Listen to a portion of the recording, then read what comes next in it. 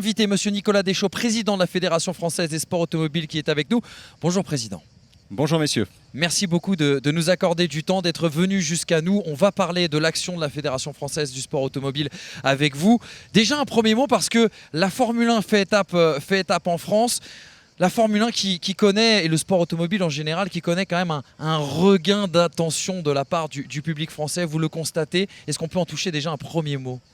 D'abord, merci beaucoup de m'avoir invité. Je suis très heureux d'être avec vous, avec une énergie toute singulière de vous-même. Alors sûrement dopé parce qu'on est en France et que c'est notre Grand Prix. Ce qui me permet de faire la liaison avec votre question assez facilement. Que représente un Grand Prix pour la France ? C'est le pinacle en termes de compétition de sport automobile. Je ne veux pas oublier les 24 heures du Mans parce qu'on a une certaine chance en France d'avoir un pied dans la F1, un pied dans l'endurance, avec deux sommets en termes d'épreuves. Mais bien évidemment, cette F1, elle fait rêver toutes les générations. Elle fait sportivement aussi vibrer de plus en plus. Et c'est très important, bien évidemment, pour notre territoire, d'avoir à un moment donné une des épreuves reines du sport automobile.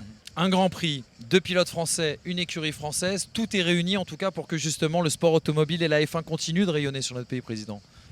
Oui, puis c'est plus largement tout le sport automobile. Il est large, le sport automobile, et c'est sûr qu'il est drivé par la F1, mais il commence, et on en discutait en avant-plateau, avec le karting, à tous les niveaux. Ça commence à 6 ans. Et à 6 ans déjà, si on a des pilotes très connus, une F1 très visible, eh ben ça donne envie à des jeunes enfants et des jeunes filles de venir pratiquer notre discipline. Et on voit effectivement qu'il y a un booming assez particulier depuis quelques années sur la F1, avec un certain renouveau, qui fait que sur notre nombre de licenciés, on observe une progression chez les plus jeunes. Et bien évidemment, on en est très heureux. Vous parliez de pilotes connus. Il paraît que vous avez croisé un pilote très connu il y a maintenant quelques années. Monsieur Brice Germain, ici présent, vice-champion de France de karting. Ce n'est pas une légende. Je sais que vous l'avez oublié depuis, mais en tout cas, vous êtes la preuve vivante que ce garçon a fait du karting. Tout à fait. Il m'a rappelé une opération que la fédération avait initiée. J'étais déjà président, ce qui ne me rajeunit pas, puisque il a vieilli depuis, surtout notre ami. Effectivement, nos chemins se sont croisés sur une opération qui était une opération de détection à l'intention des jeunes. J'ai pas été détecté. Voilà. Il n'a pas passé le cut, bien évidemment. Je dis, alors, il y a le fait d'avoir 2 pilotes en Formule 1. Vous m'avez répondu tout à l'heure. Il y a aussi leur personnalité. Il y a aussi leur histoire aussi également qui est très singulière. Un petit mot sur ces 2 garçons, parce que je sais qu'ils ont été aussi également promus par la filière FFSA. Ouais, moi, c'est des garçons que j'ai connus très jeunes. Encore plus jeunes que Brice. Esteban, lorsqu'on a mis en place ce qu'on appelle le rassemblement des écoles françaises de karting, lorsqu'on a initié cette création des écoles françaises de karting, le premier à l'avoir gagné, c'était Esteban. Il était très jeune. Quant à Pierre, comme a dit sa maman, le président de la fédération me l'a volé à l'âge de 11 ans, avec une forme de gentillesse.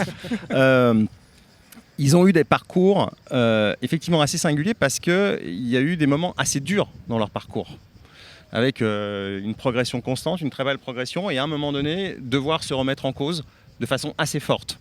Et je pense que c'est justement de ce rebond qu'ils ont acquis une force de caractère très très puissante, qui aujourd'hui est un atout pour eux dans la Formule 1. Très clairement, parce qu'ils savent, de mon point de vue, chaque fois se remettre en cause, et ils savent ne pas perdre le fil de leur objectif premier. Voilà. Ils ont gardé la tête froide par rapport à un milieu qui est très compliqué. Lorsque vous voulez accéder en F1, c'est un milieu quand même qui est très très dur, notamment lorsque vous accédez jeune. Vous avez des enjeux financiers assez lourds sur vos épaules, vous avez des enjeux médiatiques très conséquents. Et moi, je suis très fier de ces 2 pilotes, de leur parcours, et qu'ils représentent chacun avec sa personnalité la France, et ils la représentent de façon très brillante. Vous parliez justement de ce parcours semé d'embûches. Déjà, il y a eu l'aide de la FFSA, on y reviendra parce que le sport automobile, malheureusement, est aussi un sport qui coûte beaucoup d'argent, et c'est là que vous intervenez pour essayer de faire émerger les meilleurs talents. Mais vous parliez de ce parcours semé d'embûches, c'est ce qui explique aujourd'hui qu'ils sont tous les 2 vainqueurs en Grand Prix. C'est ce qui explique aussi peut-être qu'ils ont un niveau ou un mental différent de certains pilotes qui n'ont pas réussi à passer le cut avant eux. si vous voulez, c'est une telle excellence quand on prépare, c'est ce que je dis moi à nos jeunes qui sont en championnat junior en karting, je vous invite à venir un jour suivre ces championnats ou en F4 en expliquant justement la dureté de ce milieu et des étapes à franchir et qu'effectivement ça forge des personnalités qui sont très très puissantes lorsque vous réussissez strictement et à cause de votre talent. Voilà, parce que la F1 à un moment, elle est faite aussi de parcours. Par moment, deux pilotes un peu plus aidés financièrement que d'autres. Nous, nos deux pilotes, ils sont arrivés par leur talent. Voilà. Vous disiez, ils sont arrivés par leur talent. Est-ce que justement l'action de la FFSA Academy qui aide, et on le voit d'ailleurs avec le jeune Isaac Adjar, qui est aujourd'hui le phénomène de la F3 cette année, qui n'était pas le garçon le plus argenté, qui aurait pu d'ailleurs arrêter sa carrière s'il n'y avait pas eu le soutien de la FFSA en kart, puis on le dit quand même de Red Bull désormais en F3 associé bien sûr à la FFSA. Est-ce que ce que vous mettez en place, c'est quelque chose d'unique au monde pour justement essayer de donner, on va dire, l'égalité des chances à tous les jeunes pilotes qui souhaitent devenir professionnels? Nous, on a un centre de formation qui, lui, est unique au monde. C'est-à-dire qu'on a initié un dispositif qui est unique au monde dans le sport automobile. Après, on s'est inspiré aussi d'autres sports. Le sport automobile, et ça c'est la philosophie de la fédération, c'est qu'il faut qu'on soit meilleur que les autres nations, comme dans un Jeux Olympiques. Et à partir de ce postulat-là, vous construisez un système. Et nous, notre rôle principal, c'est d'abord de détecter, après de former et d'accompagner le plus loin possible. Mais le premier étage, le milieu étant tellement dur, il faut qu'on ait un outil de détection parfait. Parfait. Et le meilleur outil de détection, c'est notamment à travers nos championnats. On a le seul championnat F4 au monde qui est homogène, avec la même voiture. Ce n'est pas des teams. Donc à un moment donné, c'est un référentiel. Vous passez ou vous ne passez pas. Et c'est ça qui nous permet à un moment donné de mettre en place une détection très forte. Après, je vous invite aussi à venir visiter notre centre de formation. On a des tas d'outils qui nous permettent d'accompagner très loin, des outils de formation, d'entraînement très très perfectionnés qui nous permettent d'amener nos pilotes très très loin en matière de performance. Et après, l'objectif c'est de les présenter à des filières constructeurs ou entre les constructeurs et la fédération, on essaye de les amener le plus haut possible. Quand on voit des grands champions comme Alain Prost, que l'on appelait le professeur parce que c'était un excellent pilote, mais c'était aussi également un ingénieur dans sa tête et qu'il avait cette science de la course, est-ce que le rôle de la FFSA, au-delà de former des pilotes, est-ce que ce n'est pas aussi également de former des hommes, toujours dans ce cadre d'excellence, toujours pour faire rayonner aussi également le sport automobile français? De nombreux pilotes passent leur bac et font leurs études dans notre centre de formation. Pierre Gasly a passé son bac à la FFSA Academy. Donc c'est tout un programme et tout un parcours qu'on offre. Et effectivement, dans cette formation, on a aussi les dispositifs médiatiques parce qu'on demande un niveau de maturité très très fort aujourd'hui aux jeunes pilotes. Les amis, quelques questions pour Nicolas Deschaux, président de la FFSA, on le rappelle. Ouais, président, moi j'avais une question. Vous êtes arrivé à la tête de la fédération en 2007. À cette époque-là, on n'avait pas de pilote français en Formule 1. On allait perdre le Grand Prix et on se disait à ce moment-là que la France disparaissait des radars. Aujourd'hui, en 2022, on a deux pilotes. On avait Romain il y a quelques années, l'année dernière. Romain Grosjean, on le rappelle. Romain Grosjean encore en Formule 1. On a Théo Pourchaire, on a Clément Novalak qui sont dans l'antichambre. On a Isaac Adjar, Victor Martins dans l'anti-antichambre. Qu'est-ce qui a fait qu'aujourd'hui, on en est là et on a réussi à créer cette filière où presque on a le plus de pilotes dans ces catégories? Alors je pense que c'est à la fois par la structuration de nos championnats, et ça ne nous empêche pas de nous remettre en cause. On est encore en train de faire évoluer notre filière de détection karting, puisque le nerf de la guerre, c'est justement l'accessibilité. Et c'est de permettre à un jeune qui commence par exemple à 7-8 ans, s'il est très talentueux, de pouvoir, s'il est très talentueux, accéder aux formules d'accès sans frein financier. Et c'est ça tout l'objectif, d'essayer d'aider. Parce qu'à ce moment-là, vous créez une histoire très très forte autour de cette personne. Et j'ai souvent l'habitude de dire, il faut que les pilotes, ils aient vraiment faim aussi. Et cette personne qui a envie de s'en sortir va déclencher aussi quelque chose de très très fort après dans son parcours de haut niveau. Je pense que c'est ces outils aussi qui nous ont permis au fur et à mesure, on a créé, ça c'était mon prédécesseur qui avait déjà créé les équipes de France avec Jean Alési qui est capitaine des équipes de France qui nous accompagne dans cette mission. En karting on a Yvan Muller qui est capitaine de nos équipes de France. C'est aussi s'associer au savoir-faire de pilotes qui sont à nos côtés. Oui, simplement, j'allais rebondir parce qu'il y a aussi ce qu'on appelle l'équipe de France FFSA. Ouais. 5 pilotes par saison. Donc là, cette année, on a Théo Pourchère, Isaac Adjak, Victor Martins, Adrien David et Esteban Masson. Un petit peu, à quoi sert l'équipe de France FFSA? Est-ce qu'il y a une espèce de compétition avec d'autres nations? Est-ce que les pilotes marquent des points? Comment cette structure marche sincèrement? Et quel est l'objectif derrière tout ça? Alors pour le coup, c'est un concept unique par rapport aux autres pays. Notre rôle, c'est de détecter les jeunes et après, on les accompagne à travers notre centre de formation, comme je vous ai expliqué. Après, notamment après la F4, on a un dispositif d'accompagnement, à la fois à travers des stages et à la fois sur une aide financière avec laquelle on accompagne nos pilotes. C'est ça le concept d'équipe de France. C'est de pouvoir faire des stages, d'avoir l'outil à disposition chez nous, FFSA Academy, d'avoir les conseils du capitaine, et potentiellement d'avoir l'aide financière de la fédération qui les aide à boucler en fait leur budget. Voilà ce que c'est que le concept. Petite question moi sur les jeunes enfants. On débute le karting à 5-6 ans. Quand vous parlez de détection, quel âge? Et puis comment peut-on trouver finalement le talent brut chez un enfant en se disant celui-là il a quelque chose de particulier? Qu'est-ce que vous décelez chez les enfants? Alors ça, c'est des équipes qui sont... moi, j'ai un directeur technique national qui dirige notre centre de formation, qui est Christophe Lollier, avec plusieurs personnes autour de lui. On commence vraiment à détecter à partir de 10-11 ans. D'accord. Et nous, le premier étage vraiment très fort de détection, c'est notre championnat junior, qui est déjà de très très haut niveau. Et là, au fur et à mesure des cours, ce championnat junior, il est opéré directement par la fédération, par les équipes de la fédération. Ça veut dire que vous êtes au contact sur toutes les compétitions avec ces jeunes-là, qui sont sur des cartes identiques, où à un moment donné, les choses ne peuvent pas mentir. Et c'est à partir de cet étage-là qu'on commence à détecter les jeunes. Après, on a une batterie de tests. Il y a des moments, je vais vous prendre un exemple, c'est pour faire un petit passage, parce que le sport automobile, c'est aussi le rallye. Je trouve qu'en rallye, on a une opération qui s'appelle Rallye Jeune, qui a sorti Sébastien Auger et Sébastien Loeb. Et vous voyez, par moment, sur 4000 personnes, quand on fait passer des jeunes, 4000 personnes, pourquoi sur 4000, il y en a un qui va plus vite que l'autre? Par exemple, c'est pas une science exacte.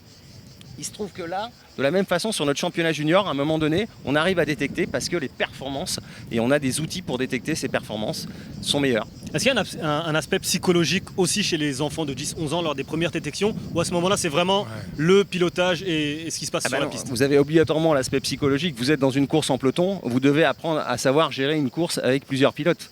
Donc à un moment donné, ça fait appel à de la psychologie, ça fait appel aussi par moment à un degré de patience, ou alors à un moment donné savoir doubler au bon moment. Et voilà, il n'y a pas un moment simplement et uniquement la pointe de vitesse.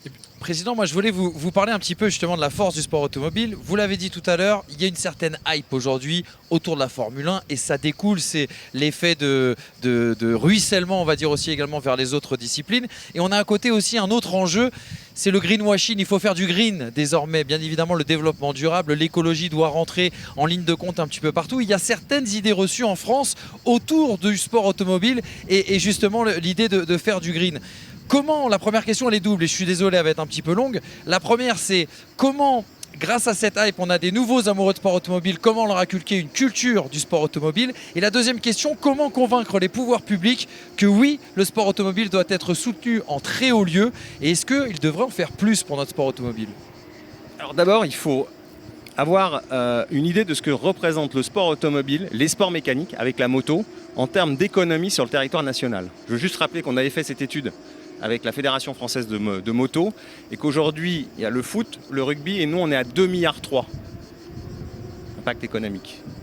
Par rapport à toutes les courses qu'on organise, et tout ce que représente l'écosystème en termes de constructeurs, de préparateurs sur notre territoire. Je veux juste resituer ce dispositif. Par rapport à ça, ça ne vous aura pas échappé que dans sport automobile, il y a sport et puis il y a automobile. Exactement. Et donc, le sport automobile est une dérivée de l'automobile et par dérivée, le sport automobile opérera la mutation par symétrie avec les véhicules. Et encore de façon plus importante parce qu'elle va précéder ça, puisque le sport automobile a toujours été un laboratoire technologique. Et les constructeurs ne resteraient pas dans le sport automobile si à un moment donné, le sport automobile était lui-même déconnecté du produit marché. Donc il faut comprendre ça. C'est qu'à un moment donné, le sport automobile lui-même accompagne une mutation et la mutation de demain. Donc c'est souvent un faux procès en réalité qui peut être fait au sport automobile sachant que l'automobile lui-même est un secteur, si vous comparez par rapport à d'autres secteurs de la société, qui est en mutation beaucoup plus rapide. Prenez l'agriculture est en train de muter moins rapidement que le sport automobile. Donc moi j'ai toute confiance, notamment on voit avec les dernières évolutions, la F4 France, on est la première à la faire passer en carburant 100% en recyclable. Je veux dire, on va arriver à un moment donné à un dispositif de CO2 qui sera complètement acceptable et qui posera pas du tout de difficultés. Donc moi j'ai toute confiance là-dessus. Aujourd'hui on l'a vu, simplement il faut un peu de pédagogie. La F1 elle est hybride depuis longtemps, mais vous voyez c'est pas forcément un message qui autour de tous les spectateurs ici. Si vous posez la question, je suis pas sûr que ce message soit porté. Et donc il faut faire de la pédagogie autour de ça. C'est aussi à travers les médias, c'est aussi à travers nos sportifs, qu'à un moment donné, le sport automobile, il est la vitrine de l'automobile, mais cette automobile elle est aussi en train de changer. Et nous on accompagne tout ça. Et alors, la question que j'ai envie de vous poser, qui découle de celle que je vous disais tout à l'heure, est-ce que c'est pas dommage que le président Macron ne vienne pas au Grand Prix de France, par exemple, pour justement aider à cette pédagogie, pour aider à ce lobbying d'une discipline, enfin d'un sport quand même, dont la France a été la Mésopotamie, on peut le dire ainsi. Je veux simplement signaler que lors des trophées du sport automobile que j'organise au mois de décembre, le président de la République a fait une allocution vidéo et il a souhaité féliciter l'ensemble de l'écosystème du sport automobile et dire son appui à l'ensemble de la filière, justement considérant qu'on avait un tissu économique à préserver, on avait des courses qui faisaient partie du patrimoine français, on a une vraie dynamique au niveau sportif et que d'une certaine manière, le sport automobile devait participer de la mutation technologique. Une dernière question, et je vous laisse la parole si vous en avez bien évidemment d'autres. Il y a une manifestation qui plaît beaucoup aux jeunes, notamment ceux qui nous suivent sur Twitch là en direct. C'est le Grand Prix Explorer qui aura lieu à la rentrée, bien sûr 2022. Le Grand Prix Explorer qui va rassembler plusieurs influenceurs, des jeunes talents en tout cas du web, des amoureux aussi également du sport automobile. C'est important pour vous justement, puisque je sais que la FFSA accompagne cette compétition et qui d'ailleurs tous les billets ont été vendus. La course aura lieu sur le circuit du Mans Bugatti bien sûr à la rentrée. Pourquoi c'est important pour la FFSA d'accompagner ce type d'événement? Parce que la fédération, me semble-t-il, elle ne peut pas ignorer la révolution qui s'opère en termes de médias, en termes de réseaux sociaux. C'est ce qu'on essaye de s'employer à faire sur toute notre compétition. Et c'est vrai que ce format-là, nous on est opérateur un peu technique dans le cadre du Grand Prix Explorer. On voit que ça a un retour très très fort. Et je trouve que c'est important parce qu'on vient capter aussi une clientèle jeune, là où par moment on nous disait qu'on avait une clientèle plutôt âgée. Et j'observe que ce n'est pas le cas.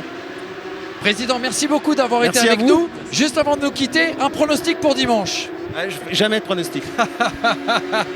Merci d'avoir été avec nous, merci bien évidemment. Et merci. on vous invite à retrouver tous les réseaux sociaux de la Fédération française de sport automobile.